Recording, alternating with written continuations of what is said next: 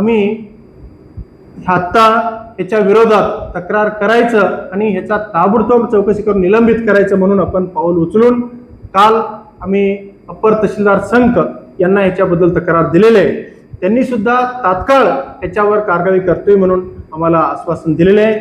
ताबडतोब शासनाने ह्याच्यावर कारवाई करायला पाहिजे आणि ताबडतोब कारवाई करून ह्याचा निलंबित करायला पाहिजे, नाहीतर ह्याचा ताबडतोब बदली करायला पाहिजे.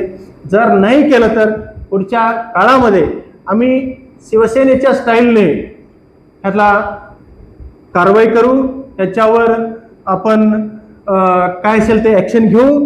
हे मी त्या तलाठीला व संबंधित पदाधिकाऱ्याला सांगतो.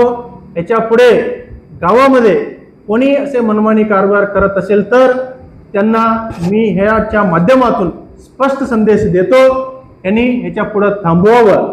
जर त्यांना करायचंच असेल तर त्यांनी इथून बदली करून कुठंतरी जाऊन काय वाटेल ते त्यांच्या मनाला येईल त्यांनी करू दे, परंतु आमच्या गावामध्ये मी असल्या काही गोष्टी करू देणार नाही. माझ्या गावकऱ्यांना त्रास होण्यासारखा असेल तर त्याच्यावर आम्ही ताबडतोब कारवाई करणार आणि असल्या कोणत्याही गोष्टी आम्ही ह्या गावामध्ये चालू देणार नाही.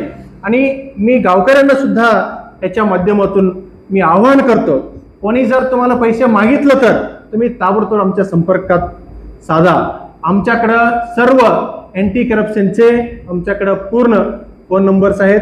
ते सर्व त्यांचे त्या संदर्भातील पदाधिकारी कर्मचारी आमचे सगळे ओळखीचे आहेत.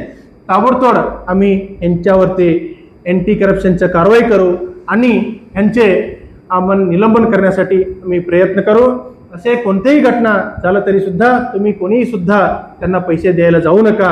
तुम्ही आम्हाला फक्त एक कल्पना द्या, आम्ही काय करायचं आम्ही तुम्हाला सांगतो आणि त्या पद्धतीने आपण करून त्यांना इथून हाकलून लावायचा प्रयत्न आपण करू. आणि गावामध्ये एक एकदम चांगल्या पद्धतीनं प्रशासन चालवण्यासाठी आम्ही चांगले पदाधिकारी आमच्या गावामध्ये आणू. त्याच्यामुळे सर्वतोपरी आमच्या गावाचं, आमच्या शेतकऱ्याचं, आमच्या विद्यार्थ्यांचं, आमचे माता भगिन्यांचे सर्वांचे ह्याच्या माध्यमातून कल्याण होईल. पुढच्या काळामध्ये हे भ्रष्टाचार हे निघून जाईल, हे अत्यंत महत्त्वाचं आहे. हे संदेश सर्वांना मी याच्या माध्यमातून देतो.